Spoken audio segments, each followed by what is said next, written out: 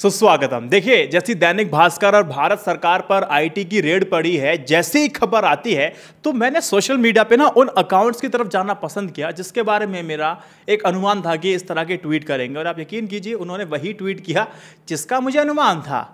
अब आप कहेंगे वैभव भाई सीधी बात, नो बकवास। तो सुनिए साहब, मैं आपको एक बात बताता हूं, जो मीडिया है ना, ये इस बारे में बिल्कुल सफल नहीं हो पाता है कि एक व्यक्तिगत व्यक्ति को क्या सोचना है, लेकिन ये मीडिया वहां पर सफल हो जाता है बताने में कि एक पूरे समाज को किस दिशा की ओर सोचना है।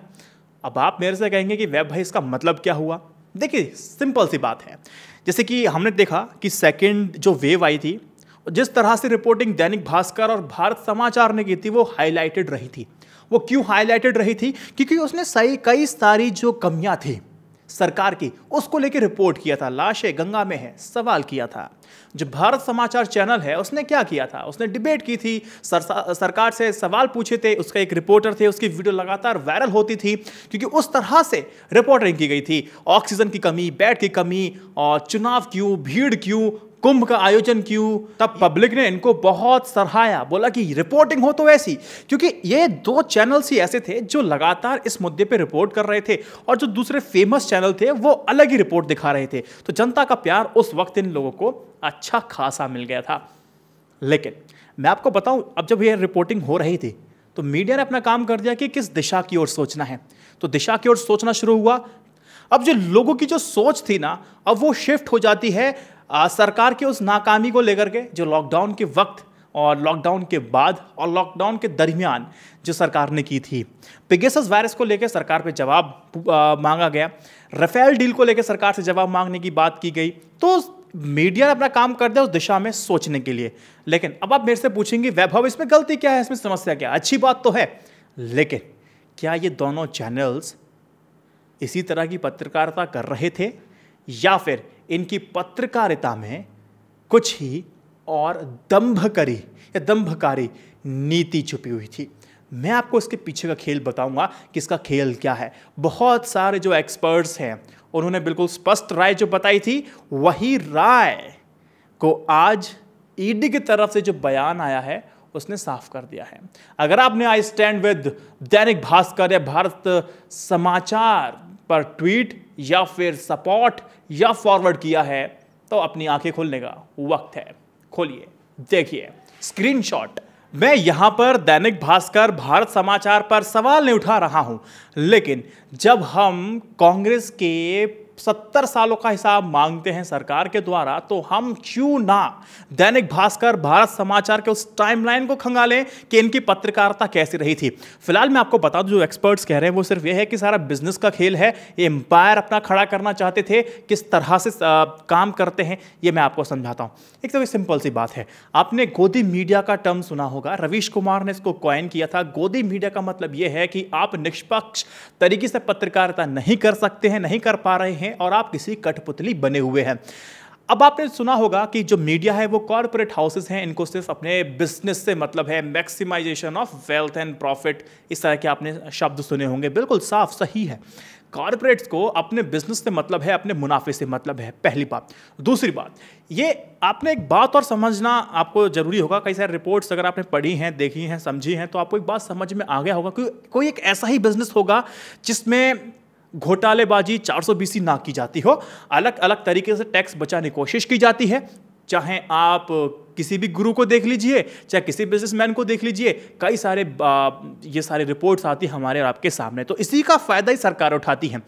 सरकार के पास इनके रजिस्ट्रेशन से लेकर के, इनके टैक्स फाइलिंग से लेकर के, इनकी सारे असेट से लेकर के, लाइबिलिटी से लेकर, तमाम सारी चीज़ें सरकार के पास होती हैं। सारा ऑडिट सरकार के पास जाता है। सरकार को पता है कि कहाँ कहाँ क्या क्या कमियां कर रहे हैं, क्या गलतियां कर रहे हैं, कैसे कर रहे हैं। सरकार अगर चाहे कि जहाँ पर ये जो मीडिया हाउस, जो बड़े बड़े कॉरपोरेट हाउस हैं, अगर इन पर ये अगर किसी भी तरह की कोशिश करें टैक्स चुराने की या फिर कोई लापरवाही करने की या कुछ ऐसा करने की जो नहीं करना चाहिए, तो सरकार इनको तुरंत दबोच सकती है। लेकिन सरकार ऐसा नहीं करती है। सरकार बहुत चालू है। सरकार को साफ तौर पे पता है कि हम लोहा तो गर्म लगातार करते रहेंगे, लेकिन हथौड़ा बिल्कुल ठीक समय मारेंगे। तो आप देखेंगे कि जो बिजनेस हाउसेस होते हैं, इन पर बिल्कुल उस टाइम रेड या फिर उस टाइम इन पे इन्वेस्टिगेशन चालू की जाती है। बिल्कुल जब आप देखते हैं ना, नब्ज बिल्कुल दुखती नब्ज पे हाथ रखते हैं और इनकी मजबूरी का फायदा उठाकर चंदा अपनी कंपनी में, अपनी पार्टी में ये लोग इन्वेस्ट अच्छा खासा करवा लेते हैं और आगे की अपनी रणनीति जो इन लोगों की होती है वो तो करते ही करते हैं। ऐसा ही दैनिक भास्कर के समूह के साथ हुआ। आज जो एक रिपोर्ट आई है वो मैं आपको बताऊंगा, लेकिन उससे पहले मैं आपको बताऊं कि इसको एक माउथ पीस कहा जाता था सरकार का। अगर आप देखेंगे शिवराज चौहान की सरकार हो चाहे रमन सिंह की सरकार हो, छत्तीसगढ़ मध्य प्रदेश में ये माउथ पीस बन करके यह अखबार हमेशा से रहा है। यूपी में जब आया था तो इसने कैसे कैसे होर्डिंग्स लगाए थे, आप ये जो 2 स्क्रीन शॉट्स हैं इनको देख लीजिए। साफ तौर पर ये एक तरह से तीसरी पार्टी को प्रमोट कर रहा है। मायावती पर कटाक्ष है और अखिलेश यादव पे कटाक्ष है, और तीसरी पार्टी आपको पता है यूपी में आपकी बीजेपी है। तो किस तरह से इसकी पत्रकारिता रही है, वो पत्रकारिता भी इसकी आलोचनात्मक पहलू है जो करनी चाहिए। लेकिन एकदम से 2014 से लेकर के 2020 तक कुछ एक स्क्रीनशॉट देखिए, जो प्रशांत कनौजिया हैं इनके ट्वीट्स को आप देखिए।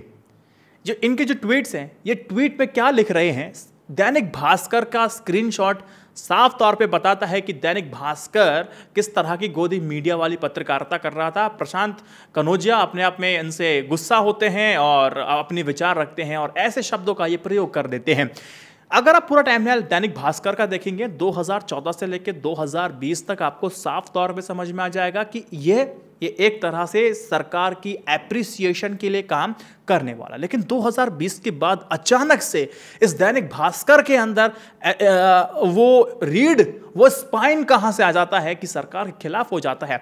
यहां पर एक्सपर्ट्स कहते हैं कि ये सारा खेल है वो सरकारी विज्ञापन के ऊपर है।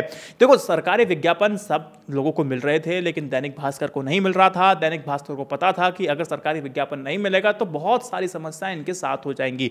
अब इन्होंने क्या किया, इन्होंने एक इख्तियार किया कि हमें ना एंटायर होना पड़ेगा, सरकार का ध्यान हमारी तरफ जाएगा, सरकारी विज्ञापन मिलेंगे, पैसा आएगा, बिजनेस करेंगे, फिर खबर को अपना ऊपर नीचे कर लेंगे। मैंने आपको शिवराज चौहान और रमन सिंह का नाम बताया था और मैंने आपसे इससे पहले भी कहा था कि सरकारें अगर चाहें तो ये अगर फ्रॉड करें तुरंत ही इनके ऊपर कार्रवाई करके उस फ्रॉड को खत्म कर सकते हैं, लेकिन नहीं। इन राजनेताओं को साफ तौर पे पता है कि इन पर हम लगाम तभी कसेंगे जब सही समय आएगा। सही समय चुनाव के वक्त आता है। आप देखा होगा चुनाव के वक्त ही इन पर इन्वेस्टिगेशंस होना शुरू हो जाते हैं, अखबारों पर नहीं। अखबार तो एक जरिया है पैसा कमाने का।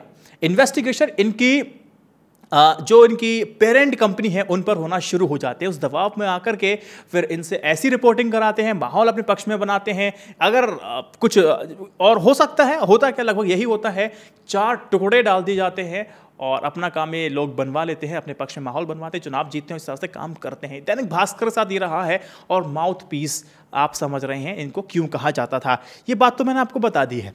तो ऐसे ही भारत समाचार के साथ भी क्या था, जो कोबरा पोस्ट है ना, उसने एक्सपोज किया था और सॉफ्ट हिंदुत्व को आपको कैसे प्रमोट करना है और कैसे एक पर्टिकुलर कम्युनिटी को आपको डिफेम करना है, डिग्रेड करना है, दोयम दर्जी बना देना है, उस तरह की पत्रकारिता आपको करनी है। उसके बदले आपको एवज में एक अच्छा खासा मोटी रकम आपको मिलने वाली है। एक बहुत बड़े यूट्यूबर से लेकर सोशल मीडिया जितने भी आप देखते हैं ना, जितने भी लोग बहुत फेमस से हो रखे हुए, ट्वीट किए, रीट्वीट किए, अच्छे खासे लाइक मिले और अच्छा खासा वायरल कराया और सबकी पत्रकारिता पर इन्होंने सवालिया निशान खड़ा कर दिया। तो एक कोबरा पोस्ट का एक्सपोजे था, मैं आपको लिंक दे दूंगा। लेकिन अब जब भारत समाचार पर जब पत्रकारिता ये लोग कर रहे हैं तो क्या हमें उस कोबरा पोस्ट के एक्सपोजे को आपके सामने नहीं लाना चाहिए?